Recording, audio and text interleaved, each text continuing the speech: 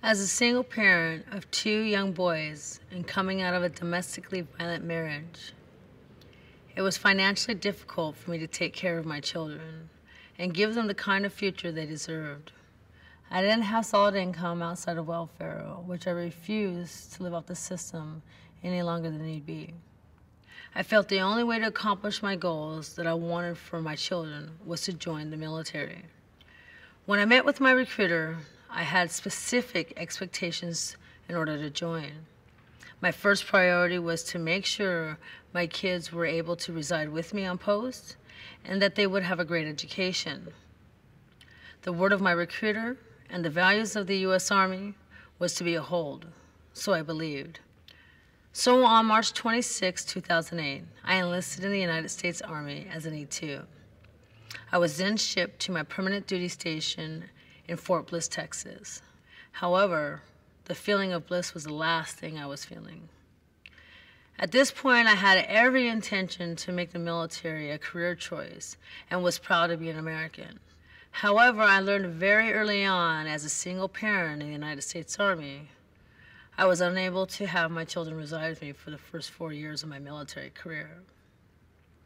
I was in shock. I immediately went to my platoon sergeant and then ladder up to the chain of command. There was no way out. I was completely devastated and my morale was completely dropped. I had been tricked and lied to so my recruiter could make his quota. If I had been properly informed of my limitations, I might have gladly joined and would have become an even more stand-up soldier. But this lie was unacceptable. I had been a stay-home mom and wife for 10 years, so to be separated from my children was not an option. I started to have severe anxiety attacks, and I developed depression and mental instability. I was beginning to lose my mind, on top of the abuse that I was facing from my chain of command, with constant harassment and hazing. At this point, I could no longer deal with being in the Army, and I just simply wanted out. One day I was told by my mental health doctor I could take the extreme path that soldiers chose to go, which included the option to test positive for drugs. Since we were on a border town, it was easy to obtain drugs. So out of desperation, my drug addiction began. Along with my addiction, I informed my squad leader I am not showing up to first formation due to the knee injury and the physical profile I was on. For this, the Army took me to prison and put me into solitary confinement for 30 days, with the threat of 2-year sentence when my second UA had come up dirty. Naturally, I abided by the rules at this point in order to get out. I had a hard time adapting back into the civilian sector, and I had a bad drug habit to kick. I had nowhere to go, I was homeless and without a job. I was depressed and then disgusted with the United States Army and myself. My dreams and hopes had all fallen apart, and most of my biggest fears was a reality. I had lost my children. I spiraled down from there and went into heavy drug and alcohol abuse.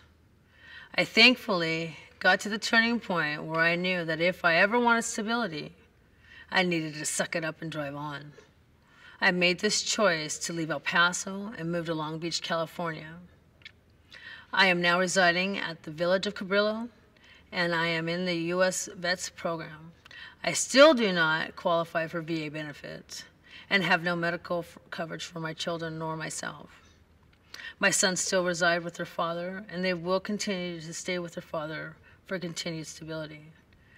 I have since gotten clean and sober. I have a roof over my head, and I am in the workforce job program thanks to the U.S. Vets. But I have yet to see my children since 2009.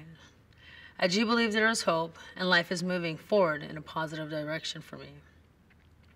I am grateful to the U.S. Vets for assisting me in this right direction. Outside of my experience, I do want it to be known that not all people in the military in our chain of command share this unfortunate mentality. I am proud to have served, and in my heart, I will always be a soldier. It has changed my life for the best, and it has prompted discipline, structure, unity, strength, courage, family, and a pride in my country. If I had to do it all over again, the only thing I would change is how I've been completely informed that I could make a more educated decision. I still support our military troops and my fellow battle buddies who are serving and putting their lives on the line for what they believe in, to uphold the freedom and liberation for this great country. I am willing to tell my story as long as it helps to liberate and empower other females and to give them hope in knowing that they too can take the power back, create a beautiful life for themselves, and no longer live in fear under the mental torment of another human being. This is my story.